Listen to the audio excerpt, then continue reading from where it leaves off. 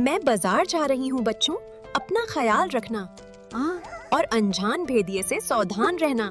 अगर भेदिया घर के अंदर आ गया तो तुम सबको कच्चा छबा जाएगा। ठीक है माँ, आप बेफिक्र होकर जाइए, हम सब अपना ध्यान रखेंगे।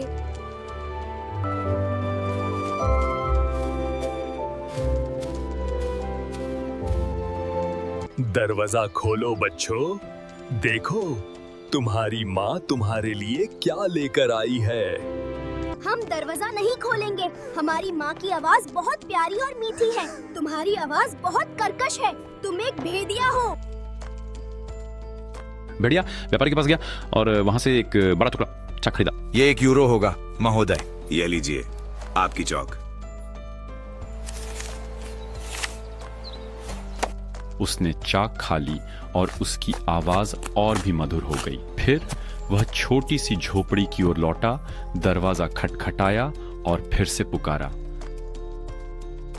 दरवाजा खोलो मेरे प्यारे बच्चों, तुम्हारी माँ वापस आ गई है और तुम्हारे लिए कुछ छोटा सा उपहार लाई है। हम नहीं खोलेंगे, हमारी माँ के पैर तुम्हारी तरह काले नहीं है। तुम एक भेदिया हो, भेदिया, यहाँ से चले जाओ। भेड़िया बेकरी वाले के पास दौड़ा और कहा, मेरे पांव में चोट लग गई है, इसे आटे से लपेट दो। बेकरी वाले ने उसे आटे से लपेट दिया और भेड़िया फिर से मिल वाले के पास दौड़ा।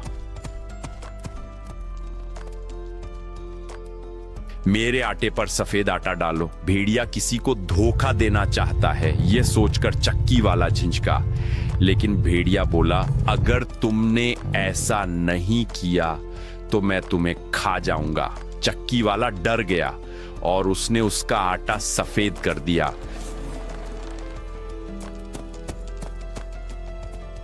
तीसरी बार भेड़िया छोटी सी घर के दरवाजे पर आया, खटखटाया और चिल्लाया, दरवाजा खोलो मेरे प्यारे बच्चों, माँ जंगल से वापस आ गई है और तुम्हारे लिए कुछ लाई है। पहले हमें अपना पंजा दिखाओ ताकि हम जान सकें कि तुम सच में हमारी माँ हो। भेड़िए ने अपनी पंजा खिड़की की चौखट पर रखा और जब बकरी के बच्चों ने देखा कि वह सफेद है तो उन्होंने उसकी सारी बातों पर विश्वास कर लिया और दरवाजा खोल दिया। लेकिन अंदर भेड़िया आया। बकरी के बच्चे डर गए और छिपने की कोशिश करने लगे। एक ने मेज के नीचे छलांग लगाई, दूसरा बिस्तर में, तीसरा चूल्हे में, चौथा रसोई में, पांचवा अलमारी में बंद हो गया, छठा सिंक के नीचे छिप गया और सातवां घड़ी में। लेकिन भेड़िया उन्हें ढूंढ लिया और देर नहीं की। उसने बकरी के बच्चों को एक एक करके निगल लिया। केवल वही बचा जिसे घड़ी में छिपा था। जब भेड़िया तृप्त हो गया तो वह चला गया, हरे मैदान पर लेट गया और सो गया। थोड़ी देर बाद बूढ़ी बकरी जंगल से वापस आई।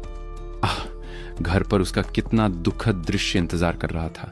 दरवाजा पूरी तरह खुला था, मेज, कुर्सियां, बेंच उलटी पड़ी थी, सिंक के टुकड़े हो गए थे, बिस्तर की चादर और तकिए जमीन पर पड़े थे। उसने अपने बच्चों को ढूंढा लेकिन व्यर्थ। उसने उन्हें एक एक करके उनके नाम से पुकारा लेकिन किसी ने जवाब नहीं दिया।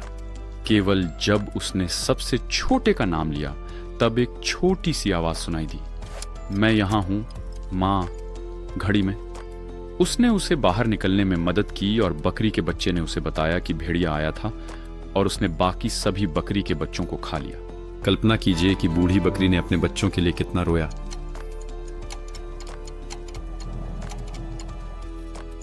बेहद दुखी होकर वह छोटे से घर से बाहर निकली और बकरी का बच्चा उसके पीछे दौड़ा। मैदान में भेड़िया पेड़ के नीचे लेटा और इतनी जोर से खर्राटे ले रहा था कि शाखाएं हिल रही थीं।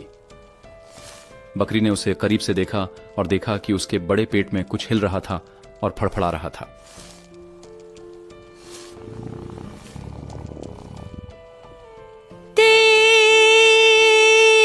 हे भगवान, और अगर मेरे गरीब छोटे बच्चे जिन्हें भेड़िए ने रात के खाने में खा लिया था अभी भी जीवित होते। बकरी के बच्चे को कैंची, सुई और धागा लाने के लिए घर वापस जाना पड़ा।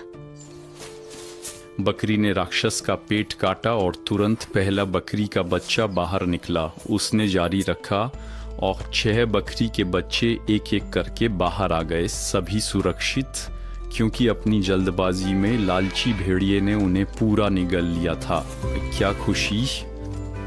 छोटे बकरी के बच्चे अपनी प्यारी माँ से लिपट गए। फिर जैसे दर्जी अपनी शादी में नाचता है वैसे नाचने लगे। लेकिन बूढ़ी बकरी ने कहा, जाओ बच्चों, जितने बड़े पत्थर ला सकते हो ले आओ। हम उन्हें इस बुरी जानवर के पेट में भर देंगे जब तक कि वह अभी भी लेटी और सोई हुई है। और सातों बकरी के बच्चे पत्थर लाए और उन्हें भेड़िए के पेट में भर दिया जब तक कि वह पूरा भर नहीं गया।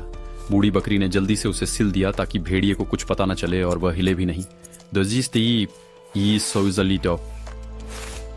जब वह आखिरकार जागा तो वह उठा और जैसे पत्थर उसके पेट में भारी थे, उसे बहुत प्यास लगी।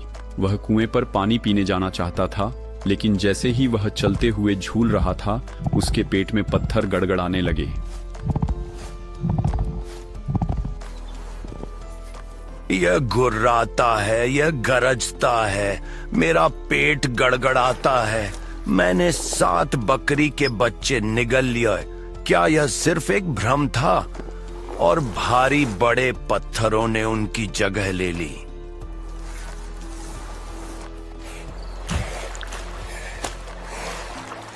वह कुएं तक गया, झुका और पानी पिया। भारी पत्थरों ने उसे पानी के नीचे खींच लिया और भेड़िया दुखद रूप से डूब गया।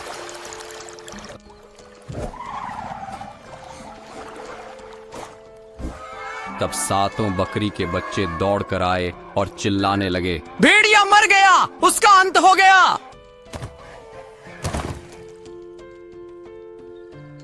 और वे कुएं के चारों ओर नाचने लगे और बूढ़ी बकरी भी उनके साथ नाची।